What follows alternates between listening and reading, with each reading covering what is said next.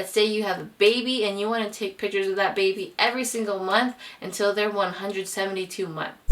You can do that. Put your head on my shoulder. Hold me in your arms, baby. Hey guys, my name's Abby, and today I am going to share information that I have always wanted to share for the longest time, and that is information on how to become a professional photographer or how to just simply take better photos on your camera.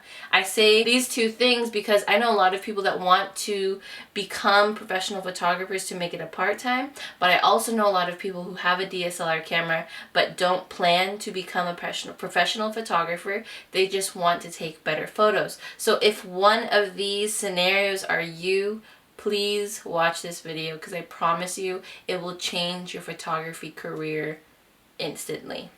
So I'm going to let you know what these 4 tips are really quick, just because if you are not a true beginner, what I mean by a true beginner is that this is not the first photography video that you've seen. I might be repeating things that you have already heard. So my 4 tips that I have for you today is 1, stop shooting on automatic. 2, what is the best camera equipment for a beginner? 3, shoot your photos in RAW. And then 4, what software or what should I use to edit my photos? So I'm just going to jump into it. Step 1 is to stop shooting on automatic. Automatic is a great setting. It is a great setting. You can get some great photos with it, but you're super limited with how your photos come out. I remember when I first started shooting on automatic, I was loving the way the photos come out. I would take a picture, they looked high quality, I'd upload it to my family, and you could tell that it came from a nice camera. The only thing is that after a while of taking photos, I started realizing that I wasn't achieving a look that I wanted. So I'm gonna put somewhere by my head a photo of me, of a photo that I took of someone on automatic, somewhere here. And as you can see, this photo is great. It's not bad, you can see everything, and that's honestly what I wanted. I just wanted to have a nice photo with nice quality. But here's a photo now of a photo that I've taken, or I put the settings in and I let someone take it of me. This is me in the photo. But this is a photo that I took recently and I shot it on manual.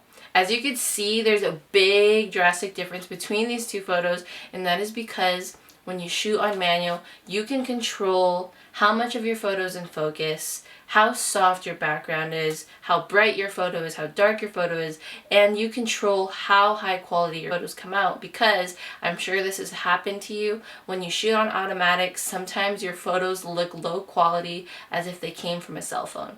And that's irritating because you have a very expensive camera that's supposed to take nice photos.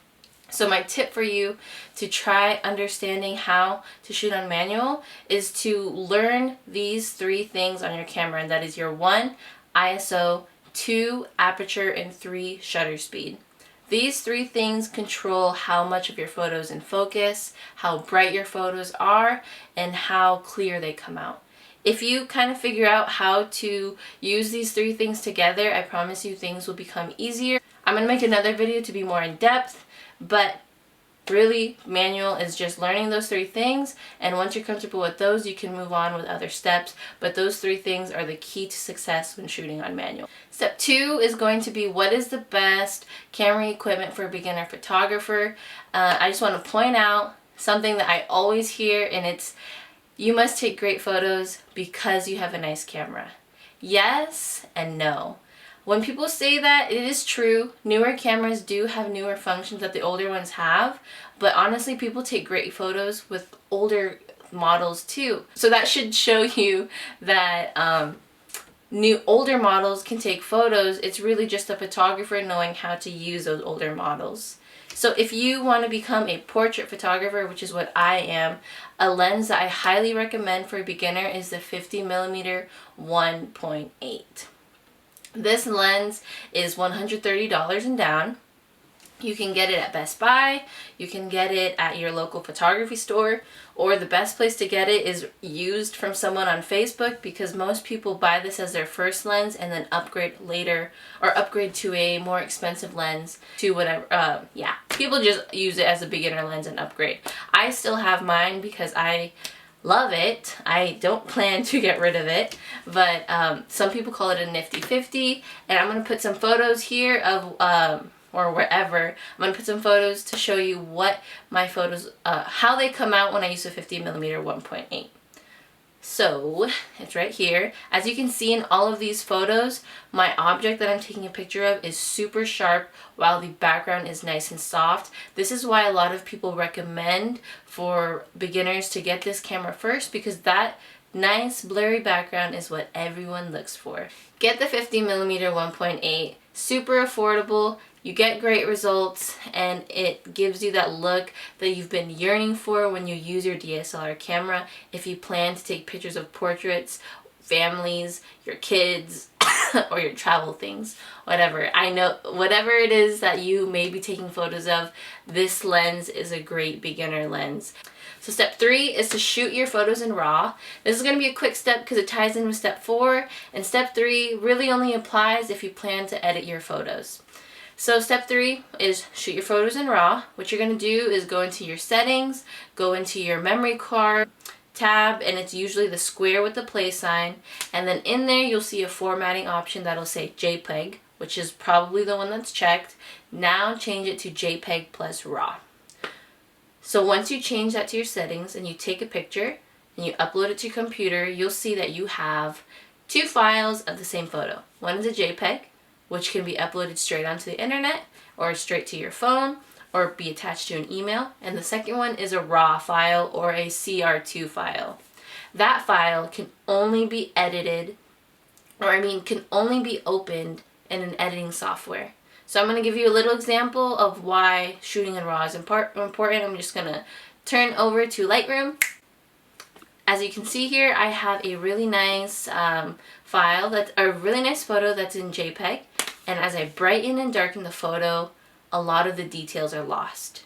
This is the reason why is because this is a JPEG file, which is super compressed. Now, if I pull up the same photo, but is a RAW file, you're going to see that when I brighten and darken it, a lot of the details are still there. I can edit this photo and have really high quality images.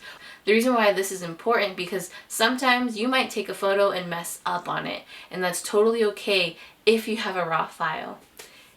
Because if you open a RAW file in the editing system, you can save that horrible photo that you took. Step 4 is, what do I use to edit with? This is kind of what you saw in the last video. I was using Photoshop, but I use Lightroom and Photoshop. These two apps come from Adobe, and I only pay $9.99 a month. It's super affordable. I think there's a student discount, and when you use any of their products, it's super user-friendly. There's a bunch of tutorials on YouTube if you're trying to do something like how to get rid of a trash can in the background, how to make your skin softer of a person in your photo. All of that, you can do that all in Lightroom and Photoshop just by watching some tutorials on YouTube. Well, anyways, those are my 4 tips. I hope you guys like these tips. I hope you can use them and apply them to whatever you plan to do. Remember, these tips work if you're not even planning. If you're planning to do this for your personal uses, let's say you have a baby and you want to take pictures of that baby every single month until they're 172 months. You can do that at high quality without having to pay someone super expensive by following these tips. My name's Abby again. Like and subscribe these videos. If you have any requests or if you have any questions to how to make your photos better, or if you need some tips or something, message me personally or just comment on this video. Thank you.